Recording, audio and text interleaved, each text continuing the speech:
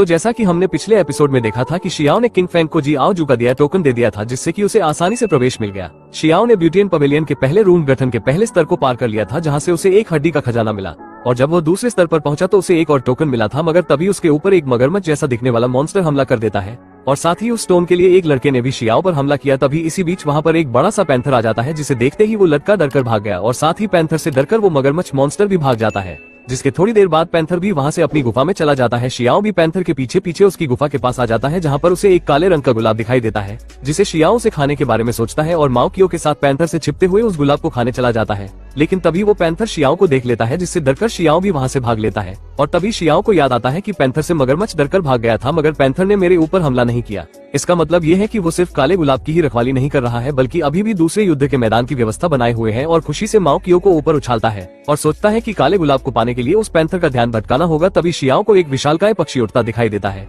और तभी शियाओ उसके ऊपर पत्थर फेंककर हमला करता है। लेकिन जब वो पक्षी शियाओ पर हमला करता है तो वो वहाँ से भागकर दो सिर वाले गैंडे को परेशान करता है, और ऐसे ही शियाओ पूरे जंगल के सभी बड़े जानवरों को परेशान करता है, जिससे सभी जानवर शियाओ को मारने के लिए उसके पीछे पड़ जाते हैं। लेकिन शियाओ भागते हुए उस पैंथर की गुफा की ओर चला जाता है और अपने पीछे पीछे सभी जानवरों को भी वहाँ ले आता है। लेकिन तभी वो बड़ा पैंथर अपनी गुफा से बाहर निकलता है। पैंथर को इतने गुस्से में देख सभी जानवर अपनी जान बचाकर वहाँ से भागने लगते हैं, और तभी पैंथर जोर से दहाड़ मारता है, जिससे वहाँ पर काफी तेज हवा चलने लगती है। मगर थोड़ी देर बाद ही पैंथर वापस से अपनी गुफा में चला जाता है। इधर शियाओ देखता है कि पैंथर ने इस बार भी जानवरों के ऊपर हमला नहीं किया, इसीलिए वो पीछे से पैंथर पर हमला करता है, जिससे पैंथर को काफी गुस्सा आता है और वो सभी जानवरों को मारने के लिए उनके पीछे जाता है, क्योंकि उसे लगता है कि इन जानवरों ने ही उस पर हमला किया था। पैंथर को इतने गुस्से में आता देख सभी जानवर डरकर वहाँ से भागने लगते हैं, और इधर शियाओ मौके का फायदा उठाकर उस गुलाब पर मसाला डालकर पूरा चट कर लेता है और काफी खुशी से नाचते हुए वहाँ से जाने लगता है। मगर थोड़ी देर बाद ही उस काले गुलाब का असर शियाओ के ऊपर होने लगता है, इसीलिए वो पास की नदी में कूद जाता है।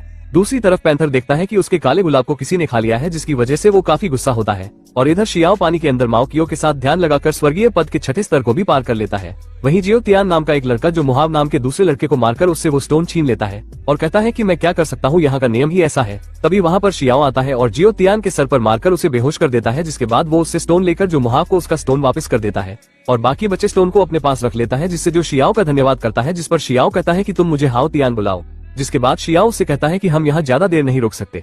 इससे पहले भी एक बड़ा मगरमच्छ इस स्टोन को लेने आया था, जिस पर जो कहता है कि हमें सावधान रहना चाहिए। और मैंने तो ये भी सुना है कि बियर कप जिसने व्हाइट गॉड प्रतियोगिता में 3 रिकॉर्ड तोड़े हैं वो भी यहाँ मौजूद है। एल्डर जियोनफे खुद उसे पकड़ना चाहते हैं, ये कहकर वो वहाँ से चला जाता है। तभी शियाओ को वहाँ एक रैंक स्टोन दिखाई देता है, जिसे देखकर शियाओ काफी खुश होता है। दूसरी तरफ युद्ध की देवी एल्डर जियोनफे से कहती है कि आपका ब्यूटी एंड पवेलियन वास्तव में एक प्राचीन पवित्र भूमि कहलाने के योग्य है। जिस पर जियोनफे कहते हैं कि अगर तुम इतना फोर्स कर रही हो कि बियर कप यहाँ है तो मैं तुम्हें झूठा नहीं कहूंगा। जिसके बाद सभी जंगल की गहराई में चले जाते हैं, जहाँ जाकर जियोनफे सभी से कहते हैं कि मैं आप सभी लोगों को दूसरे युद्ध के मैदान में मिशन स्मारक दिखाने ले जाऊंगा। प्राचीन काल में ब्यूटी एंड पवेलियन के पूर्वजों ने इस खजाने को व्यक्तिगत रूप से शुद्ध किया, जिसमें उनके नाम प्रत्येक परीक्षा के छात्रों के ऊपर लिखा था। तभी वो देखते हैं कि उस स्टोन के ऊपर किसी ने शरारती करी है और उसके ऊपर लिखा है कि स्वर्गीय मार्शल भगवान ईमानदार और सीधा है, जिसके हाथ में हथौड़ी है, ये दुनिया मेरी है। और ये शियाओ ने लिखा था। इस बात से जियोनफे को बहुत गुस्सा आता है और वो सभी से पूछते हैं कि आखिर किसकी इतनी हिम्मत हुई कि जिसने मेरे पवित्र पवेलियन को नष्ट करने की कोशिश की। तभी युद्ध की देवी कहती है कि मैंने इस लिखावट को पहले भी कहीं देखा है, ये जरूर बियर कप की होनी चाहिए। तभी जियो तियान को होश आता है, जिससे जियोनफे उसे बियर कप समझकर उसकी गर्दन पकड़ लेते हैं और उससे कहते हैं कि तुम ही हो पशु दूध प्रेमी, मैं तुम्हें सिखाऊंगा कि शिक्षा का सम्मान कैसे किया जाता है। तभी युद्ध की देवी उन्हें रोकते हुए कहती है कि ये बियर कप नहीं है, क्योंकि मैंने उसे व्हाइट गॉड प्रतियोगिता में देखा था और वो ऐसा नहीं दिखता। जिसके बाद जियो तियान सभी को अपना नाम बताता है और कहता है कि मैं जियो कबीले से 3 लाख मील दूर ब्यूटी एंड पवेलियन में आया हूँ।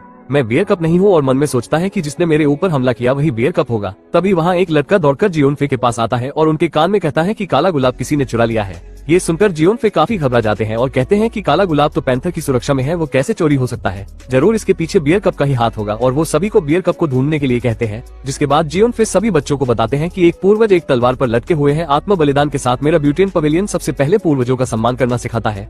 और फिर सभी मिलकर पूर्वजों को सलाम करते हैं और वो सभी को बताते हैं कि आज से तुम सब आधिकारिक तौर पर ब्यूटी एंड पवेलियन के शिक्षक बन गए हो। शियाओ सोचता है कि जिन लोगों ने भी मुझे व्हाइट गॉड रिहासम में देखा है वो तो मुझे आसानी से पहचान जाएंगे और मैं इस रूप के साथ और नहीं रह सकता हूँ। तभी शियाओ को किंग फेंग दिखाई देता है, जिसे देखकर शियाओ काफी खुश होता है। और वहीं कुछ लड़के बात कर रहे होते हैं कि मैंने सुना है कि अग्नि सम्राट की बेटी और सीही भी यहाँ मौजूद है, और मैंने ये भी सुना है कि प्राचीन पवित्र प्रांगण में सीही का प्रवेश संभव है। और तभी जियोनफे उस स्टोन को मंगाते हैं जिस पर शियाओ ने कुछ लिखा था। जिसके बाद जियोनफे सभी से कहते हैं कि ये पूर्वजों द्वारा शुद्ध किया गया खजाना था, जिसे एक बियर कप द्वारा रौंदा जा रहा है, और बियर कप आप सभी लोगों में से कोई एक है। आज तो मैं उसे सजा नहीं दे रहा हूँ, लेकिन तुम सब में से जो भी बियर कप को पकड़ेगा मैं खुद उसे ट्रेनिंग दूंगा। जिसके बाद सभी बच्चे खुशी से चिल्लाने लगते हैं, जिनके साथ शियाओ भी जोर जोर से चिल्लाने लगता है। तभी रात के समय शियाओ अपने असली रूप में आकर अकेला घूमता है और सोचता है कि जियोन फी से आखिर कौन ट्रेनिंग लेना चाहता है और कौन मुझे पकड़ेगा। लेकिन ब्यूटियन पवेलियन आत्मा बलिदान शायद ये काफी अच्छा होगा। तभी शियाओ को दूर एक लड़का दिखाई देता है जो कि सीई था। शियाओ माओ कियो के साथ ब्यूटियन पवेलियन यार्ड में जाता है जहाँ उसने सीई को देखा था। शियाओ वहाँ जाकर एक दरवाजे को खोलता है, तभी उसके पीछे से एक आत्मा निकलती है।